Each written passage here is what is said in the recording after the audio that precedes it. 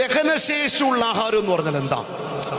ഈ ലോകത്തിൽ നമ്മളായിരിക്കുമ്പോൾ നമുക്ക് വേണ്ടത് അതിൽ നമ്മുടെ രീതി പറഞ്ഞാൽ സാമൂഹ്യപരമായ ആഹാരമുണ്ട്, അല്ലേ? ആത്മീകപരമായ ആഹാരമുണ്ട്. ആത്മീയ ആഹാരം മാത്രം മതിയോ നമുക്ക് ജീവിക്കാൻ? മതിയോ? എപ്പോഴും പള്ളി വന്നിരുന്നുകൊണ്ട് പ്രാർത്ഥിക്കുന്നു, അതിനുശേഷം വീട്ടിൽ ചെന്നാലും ഫുൾ ടൈം പ്രാർത്ഥന മതിയോ? അല്ലെങ്കിൽ സാമൂഹ്യപരമായ ചില ഉത്തരവാദിത്തങ്ങൾ മാത്രം മതിയോ ജീവിക്കാൻ? അല്ല. യഥാർത്ഥത്തിൽ ഇതിന്റെ രണ്ടിന്റെയും ഒരു സമഞ്ജസമായ സമന്വയം നമ്മുടെ ജീവിതത്തിൽ നടക്കേണ്ടിയിരിക്കുന്നു, പ്രിയമുള്ളവരെ.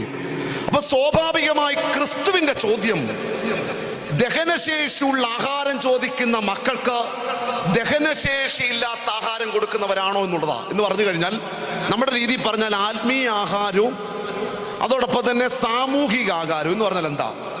അതായത് നമ്മൾ ഒരുമിച്ച് ഈ ദേവാലയത്തിൽ